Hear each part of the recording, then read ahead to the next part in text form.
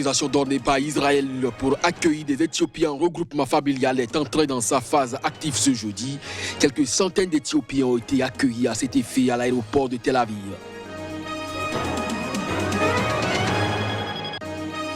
L'information peut paraître insolite et pourtant la Namibie met en vente 170 éléphants. Le gouvernement veut ainsi restreindre leur nombre sur son territoire. Le pays est confronté à une sévère sécheresse.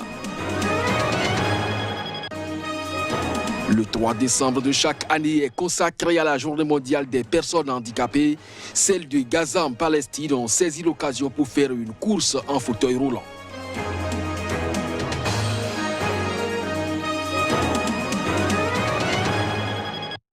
C'est là les grands titres à développer au cours de ce journal. Bonjour à chacun, bonjour à tous et bienvenue. L'ancien président français Valéry Giscard d'Estaing est décédé ce mercredi soir des suites de Covid-19 et ses obsèques se dérouleront dans la plus stricte intimité familiale, a précisé ses proches, et ceci pour le samedi déjà. La mémoire du partisan de la construction européenne est saluée ici par ses pairs. Plus jeune président de la Ve République, lors de son élection en 1974, le centriste Valéry Giscard d'Estaing avait été hospitalisé à plusieurs reprises ces derniers mois pour des problèmes cardiaques. Pendant son mandat jusqu'en 1981, il a eu une action modernisatrice sur le pays, promulguant d'importantes réformes de société comme l'autorisation de l'interruption volontaire de grossesse, IVG, ou l'abaissement du droit de vote à 18 ans. Il fut aussi le premier président non gaulliste de la Ve République après l'emblématique général de Gaulle et son héritier politique Georges Pompidou. Dans ses mémoires, Le pouvoir et la vie, Valéry Giscard d'Estaing affirme que les deux personnages de la vie politique nationale et internationale qui lui ont fait la plus grande impression sont Charles de Gaulle et Jean Monnet, l'un des pères fondateurs de l'Europe. Il n'avait effectué qu'un seul mandat, battu par le socialiste François Mitterrand en 1981. VGE, Valéry Giscard d'Estaing soutient l'adhésion de la Grèce, dont l'acte officiel sera signé en 1979 sous présidence française de l'Europe et commence à préparer celle de l'Espagne et du Portugal qui seront finalisées après son septennat. Mais il manifestera en 2002 une forte opposition à une entrée éventuelle de la Turquie. Giscard d'Estaing, qui séjournait depuis le début du confinement dans sa résidence de campagne à Auton, avait été admis quelques jours dans le service de cardiologie de l'hôpital de Tours du 15 au 20 novembre pour une insuffisance cardiaque. Les dirigeants des institutions européennes ont salué jeudi la mémoire de l'ancien président français, décédé mercredi à 94 ans, un grand Européen à qui la construction de l'UE doit beaucoup. Le ministre allemand des Affaires étrangères a salué jeudi la mémoire d'un homme ayant eu une influence décisive sur l'amitié franco-allemande.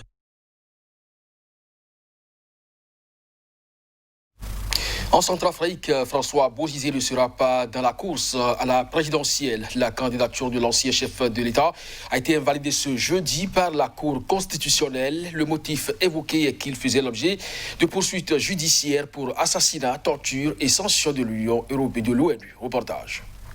La candidature à l'élection présidentielle en Centrafrique de l'ancien chef d'État, François Bozizé, a été invalidée par la Cour constitutionnelle au motif qu'il faisait l'objet de poursuites, notamment pour assassinat, torture et de sanctions de l'ONU. François Bozizé, ancien président, était le seul qui pouvait inquiéter sérieusement Faustin Archange Touadéra, l'actuel président, selon les observateurs. Mais sa candidature vient d'être invalidée par la Cour constitutionnelle. La juridiction observe que le candidat fait l'objet d'un mandat d'arrêt international lancé contre lui le 31 mars 2014 devant la justice de son pays, notamment pour assassinat, arrestation, séquestration, détention arbitraire et torture. Selon les thèmes d'une résolution du Conseil de sécurité de l'ONU, le candidat fait l'objet de sanctions renouvelées le 28 juillet 2020 et il déroge aux critères de bonne moralité inscrits dans le code électoral, poursuit la juridiction suprême dans sa décision. La Cour a également invalidé 3 autres candidats. Avec Touadéra, il reste en définitive 18 candidats en lice pour un scrutin qui s'annonce sous haute tension. Nombre de Centrafricains, mais aussi d'humanitaires et de diplomates, redoutent que François Bozizé, déjà auteur de plusieurs tentatives de putsch depuis près de 40 ans et arrivé au pouvoir par un coup d'État en 2003, ne tente de reprendre le pouvoir par la force. Le premier tour des élections présidentielles et législatives est prévu pour le 27 décembre prochain. Des Éthiopiens accueillis en regroupement familial. L'autorisation donnée par Israël pour accueillir des Éthiopiens en regroupement familial est entrée dans sa phase active ce jeudi. Quelques centaines d'Éthiopiens ont été accueillis à cet effet à l'aéroport de Tel Aviv et c'est le Premier ministre israélien en personne qui les a accueillis. Reportage.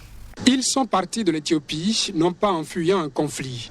Ils étaient plus de 300 à atterrir à l'aéroport de Tel Aviv. À leur descente, pour les accueillir, le Premier ministre israélien Benjamin Netanyahou et son épouse qui leur dressent tapis rouge.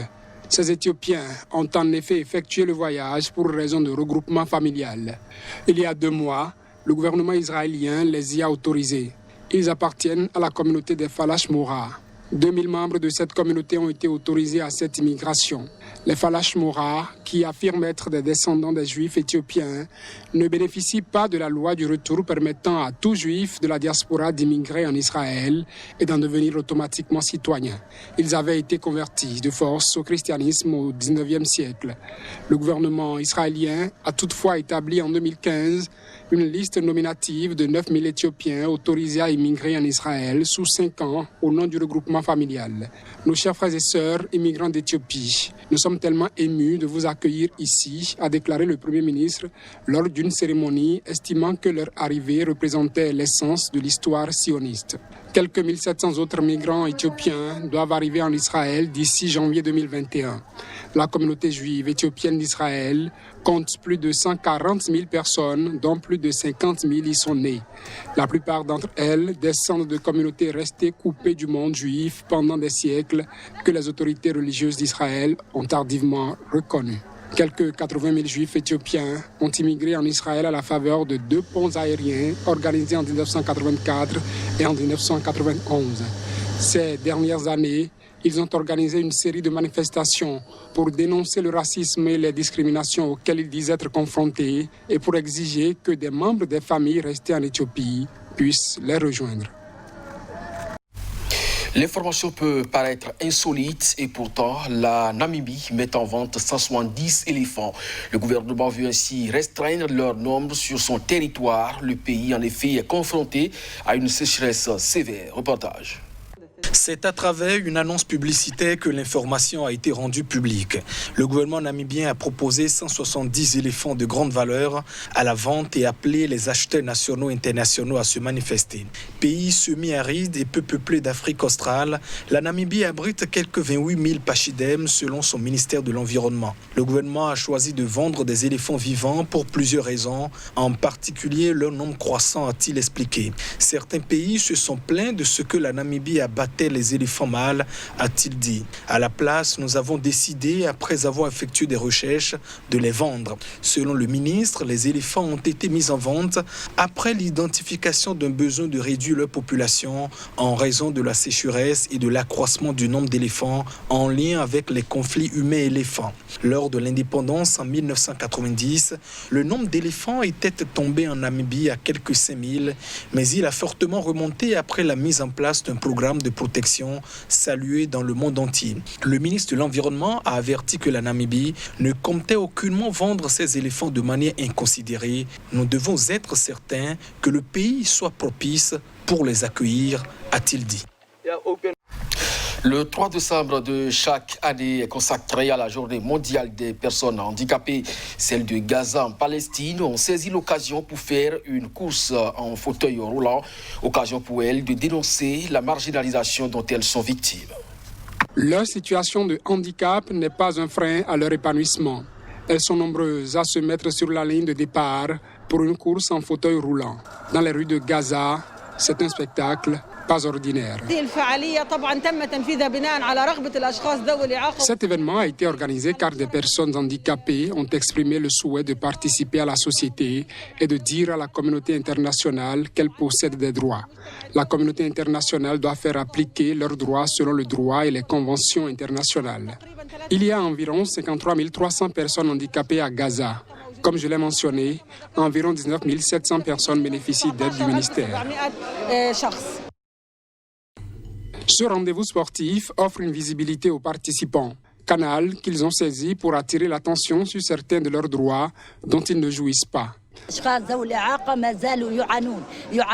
Les personnes en situation de handicap souffrent de leur handicap et d'un manque global d'accès aux nécessités. Ils souffrent du fait que leur environnement, les lieux publics et privés ne sont pas adaptés pour leur déplacement. Et la règle de 5% d'emplois réservés à ces personnes n'est pas appliquée dans les institutions publiques et privées.